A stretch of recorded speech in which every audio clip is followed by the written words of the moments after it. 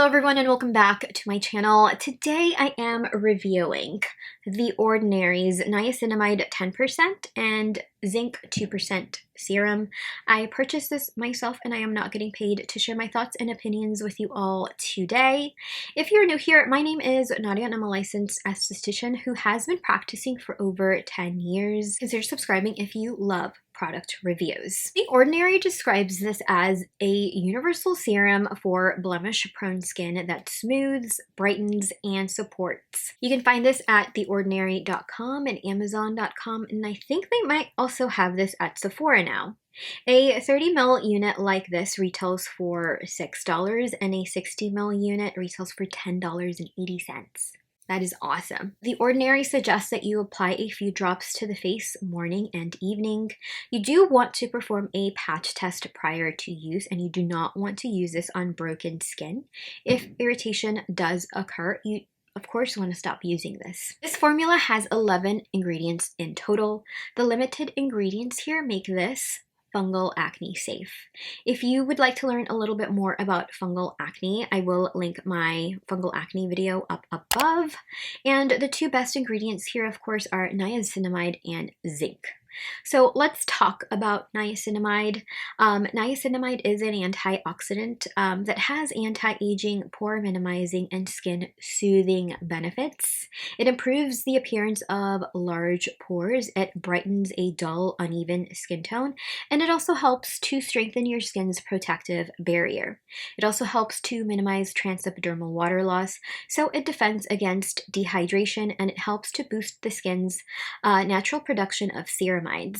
I will link my review to the pharmacy overnight niacinamide mask. It might now, in the year of our Lord 2026, be a dated video, but it is one of my absolute favorite pharmacy products that is also niacinamide based, and it may provide additional moisture for you if you lean drier, but still want to, of course, address pores, tone, transepidermal water loss as well.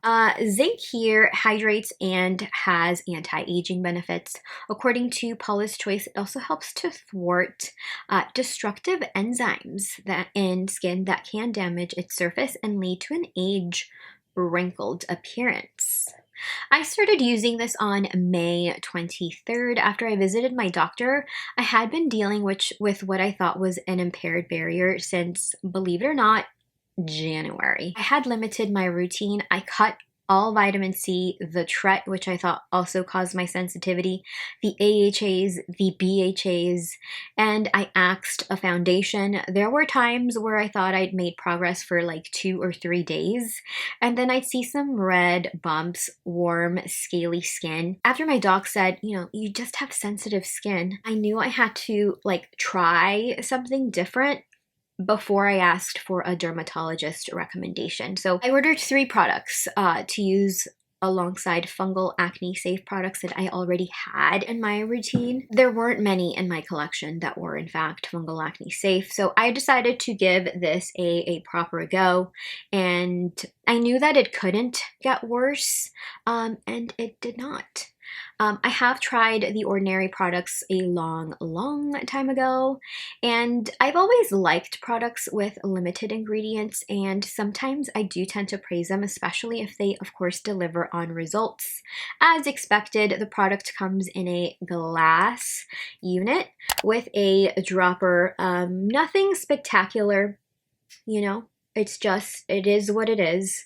The light itchiness that I had experienced on my skin slowly stopped, and when I washed my skin at the end of the day, the number of bumps on my skin minimized. It was then that I knew that I had made the right choice in not giving up and just chalking it up to being sensitive or having sensitive skin for months. I have experienced an impaired barrier, but it's never, taken me this long to repair it or heal it. So that's why I went to the doctor. I was like, what's going on here? And of course, she kind of didn't help. I have used a number of products throughout my life that are niacinamide based, anywhere between 10 to 20%, and I will say that what sets this apart from the others is, of course, the limited ingredients list and the price point. The products I have tried are, Paula's Choice Boosters, the Pharmacy Niacinamide Mask, all contain well over 20 ingredients, some of which I would dare say are not fungal acne safe, but this is fungal acne safe. I definitely love the aforementioned products, and I have given them very, very high ratings. Right now, where my skin is at, where it's flaring, this is what I'm using and it is working. So if you have fungal acne, I urge you to give this a go. It will not disappoint. After 3 weeks of using this morning and some evenings, I would say that the red bumps are about 98% gone. Whiteheads have, of course, significantly decreased. I have also noticed that pigment from post-inflammatory hyperpigmentation has significantly lightened. As I noted earlier, I was not exfoliating at all because I thought my skin was sensitive or sensitized, but as soon as I introduced this and another product, I noted that my skin tone started to look a lot better. Pores also appeared less noticeable. Skin texture, of course, improved because the bumps and the redness was taken care of. I also noted that my skin was not looking dull either. Some of that scaliness also literally gone. I feel like today I might have a bit of a flare-up because I did not immediately wash my skin after coming home from the gym, so that was my bad. However, yesterday when I ran a 5K, skin looked amazing at the end of the day because I had used high frequency the night before and I misted my hypochlorous acid spray immediately after the run. This works very well with different serums over top, specifically the Ionique Beta Glucan Power Moisture Serum. This works well under chemical sunscreens and makeup without pilling or affecting its performance. And my favorite time to use this, of course, was daytime. I would cleanse with the Vana Cream Gentle Facial Cleanser, then mist my skin with the hypochlorous acid spray. I did have the Medicube unit before, but I noticed that that had additional ingredients, so I just picked this up because it is literally just electrolyzed water, sodium chloride, and hypochlorous acid at 0.02%. And I feel like I have been getting better results with this.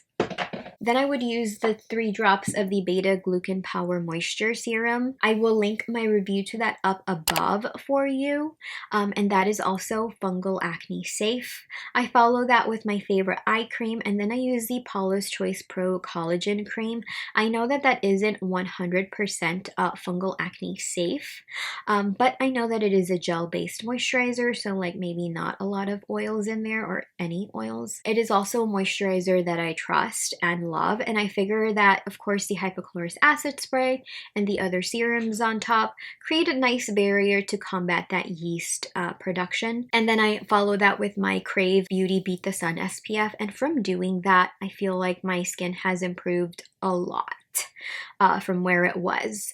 I will also be using the Crave Beauty Oat So Simple Water Cream. I did just recently find out that that is fungal acne safe, and it is also already in my collection, so I will be giving that a go. Let me know if you're interested in a review. And if you are dealing with fungal acne, definitely check out Folliculitis Scout to see if the products that you are using are fungal acne safe. The only times that my fungal acne gets worse is when I run over 2 miles, which I do at least 2 to 3 times a week. I am trying to be better and of course pack my hypochlorous acid spray with me and mist my skin immediately after running.